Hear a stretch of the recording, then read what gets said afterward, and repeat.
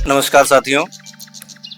पुस्तक परिचय के इस एपिसोड में मैं 2 किताबें लेकर आया हूँ और वो 2 किताबें हालांकि किशोरों को ध्यान में रखकर लिखी गई हैं, लेकिन मुझे लग रहा कि वह हर उस इंसान के लिए ये किताबें हैं जो नफ़रत से प्यार की ओर जाना चाह रहे हैं, मोहब्बत की ओर जाना चाह रहे हैं, प्रेम की ओर जाना चाह रहे हैं, जो सत्य के मार्ग पर चलना चाह रहे हैं और अहिंसा को अपना हथियार बनाना चाह रहे हैं। आज हमारे देश में सबसे बड़ी समस्या है, जी हाँ, बिल्कुल आपने सही समझा होगा, सत्य, अहिंसा और प्रेम की जो बातें हैं वो जिनसे जुड़ी हैं, मैं उन्हीं की बात कर रहा हूँ और वो हैं हमारे बापू महात्मा गांधी जी। तो महात्मा गांधी जी को लेकर आजकल मैं बहुत देख रहा हूँ कि जो व्यक्ति पूरे संसार में पूजनीय है, जिस व्यक्ति के बारे में पूरी दुनिया भर के रिसर्च हो रहे हैं, जिसकी फिलॉसफी पर एक से एक शोध हो रहे हैं, शायद ही जीवन का कोई ऐसा पक्ष हो, ठीक है, जो महात्मा गांधी से प्रभावित ना रहा हो। लेकिन वहीं हमारे देश में एक विशेष प्रकार की नफरत परोसी जा रही है और नफरत परोसने वाले वो लोग हैं जो गांधी को महसूसते ही नहीं हैं, उनको जानते ही नहीं हैं। तो सबसे पहले तो आपको महसूसना पड़ेगा गांधी को, जानना पड़ेगा गांधी को। हम केवल गाली देने के लिए गाली ना दें। हाँ, अगर कुछ ऐसा है तो उसकी स्वस्थ आलोचना करें।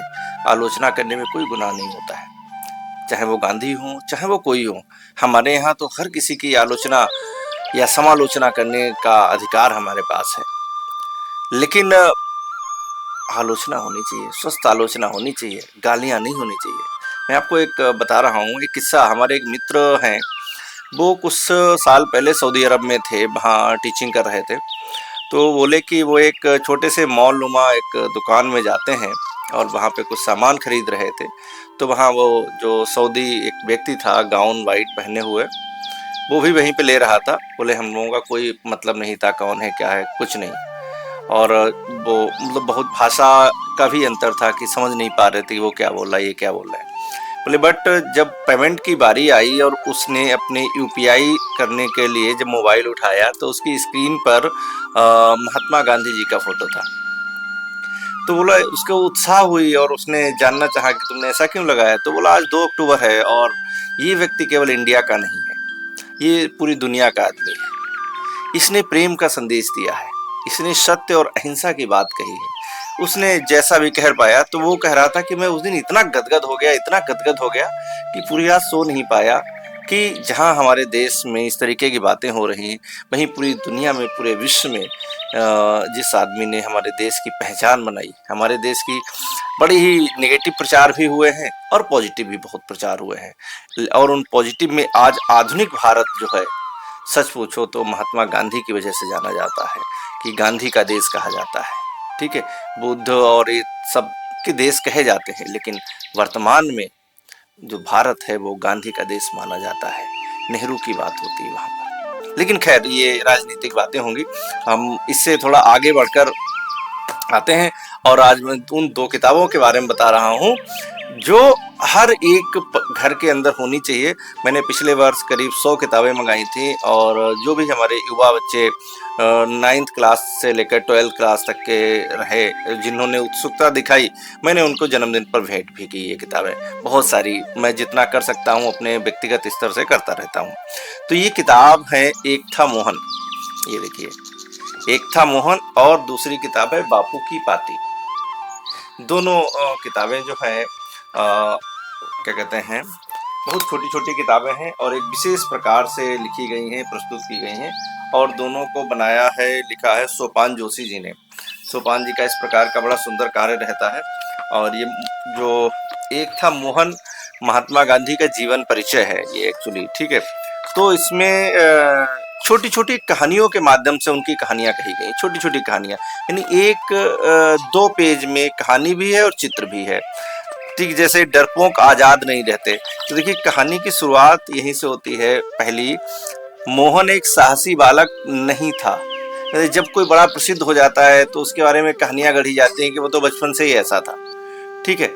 लेकिन जो कहानी की शुरुआत हुई इसमें कि मोहन एक सामान्य बच्चा था जैसा कि हम सब होते हैं, ठीक है। वो अपने डर से लड़ा,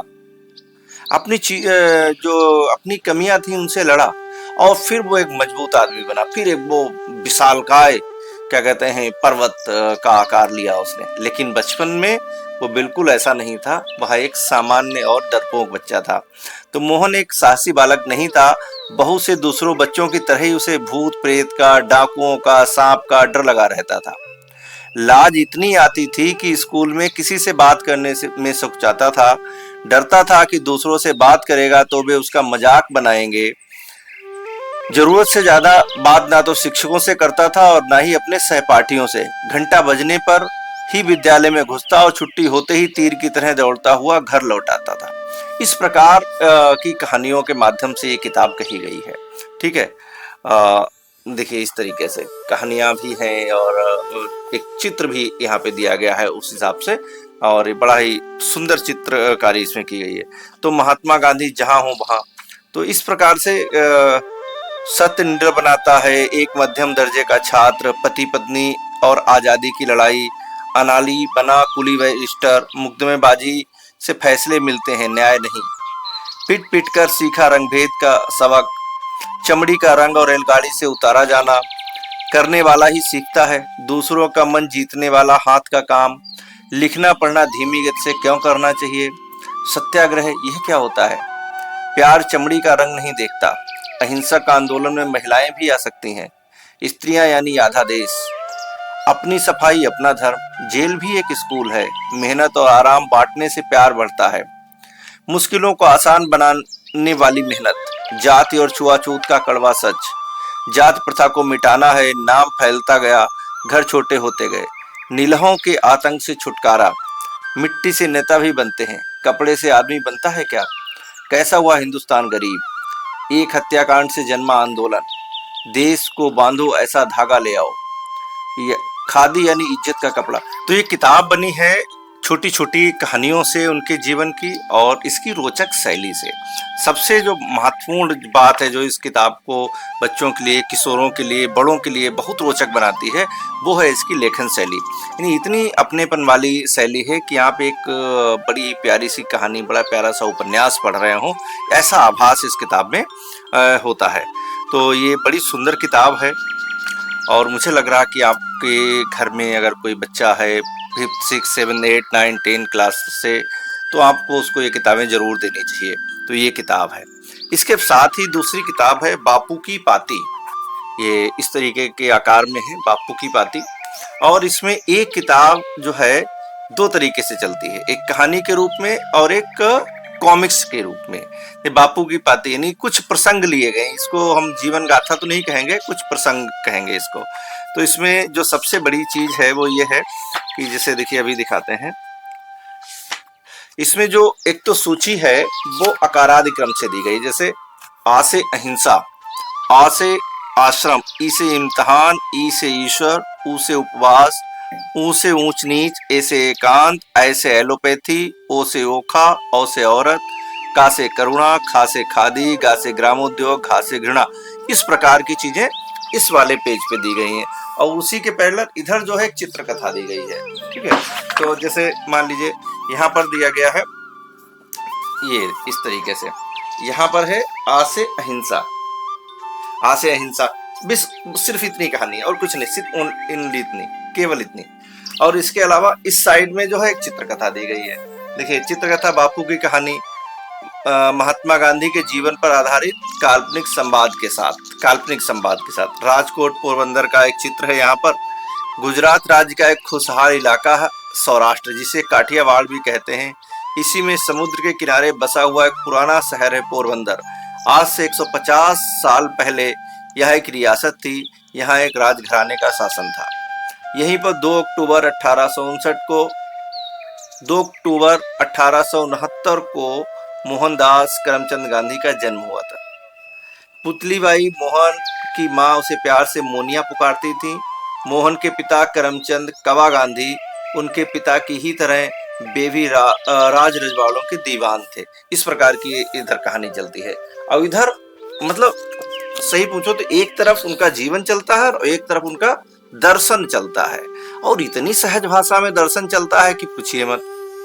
कि अगर एक बार ये कहानियां जैसे हम अपने बच्चों को सुना सकते हैं, कोई छोटा बच्चा है तो जैसे मेरा शब्द है 7-8 साल का हो गया तो मैं सुनाता हूँ उसको ये छोटी छोटी कहानियां, तो सच में वो बहुत सीखता है इन सब चीजों से। और जैसे आ से अहिंसा, तब हिंदुस्तान गुलाम था, दूर इंग्लैंड में बैठे फिरंगी सरकार यहाँ पर राज करती थी, वहां भारत की धन संपत्ति निकालती ही रहती थी, नमक जैसी छोटी सी चीज पर भी भारी कर वसूलती थी, समंदर किनारे मुफ्त में मिलने वाला नमक इकट्ठा करके बेचना तक गुनाह था। सन 1930 में महात्मा गांधी ने अंग्रेज सरकार के अन्याय के खिलाफ एक आंदोलन शुरू किया। वे 24 दिनों की पैदल यात्रा पर अहमदाबाद से 390 किलोमीटर दूर दांडी पहुंचे, समुद्र के किनारे। यहाँ उन्होंने खुले में नमक बनाकर अंग्रेजों के इस कानून को तोड़ा। यह आंदोलन देश भर में फैलता गया। भारत की सीमा तब अफगानिस्तान तक थी। वहां पेशावर शहर के आसपास के इलाके में पठान लोग रहते थे। वे लड़ाकू लोग कहे जाते थे, छोटी सी गलती का भी बदला लेने वाले। उस समय वहां गांधी जी के साथी और एक बड़े नेता अब्दुल गफ्फार खान, लोग प्यार से उसे बादशाह खान कहते थे। वे पठानों को समझाते कि बात बात पर मारपीट उन्हें कमजोर बनाती है। उनका ऐसा असर था कि 1930 में लगभग 50,000 पठान अहिंसक आंदोलन के लिए तैयार थे। सरकार ने पहले ही बादशाह खान को जेल में डाल दिया, खूब मारपिटाई की, गोलियां भी चलाईं। अगर पठान जवाबी हमला करते तो सरकार को और हिंसा करने का बहाना मिल जाता, लेकिन गोलियां खाकर भी बादशाह खान के पठानों ने हिंसा नहीं की। इस इलाके में ऐसी अहिंसा पहले किसी ने नहीं देखी थी। उनकी हिम्मत और निडरता देख अंग्रेज फौज के 2 दस्तों ने गोली चलाने से ही मना कर दिया। बस इतनी सी कहानी है। अब इसको आप कितनी सुंदर तरीके से प्रस्तुत कर सकते हैं हम अपने बच्चों के साथ में। तो ये सच में बापू की पाती है, बापू की लिखी हुई चिट्ठी है एक प्रकार से, जो सोपान जोशी ने अपनी कल्पनाशीलता के साथ अपने शब्दों के साथ यहाँ रखी है, जो एक बेहतरीन उपहार हो सकता है बच्चों के लिए। तो ये मुझे लग रहा है कि ये किताबें जो है जरूर आपके बच्चों के पास होनी चाहिए, हर घर में होनी चाहिए। और बच्ची नहीं, आप भी कभी कभी पढ़ा करिए, ठीक है।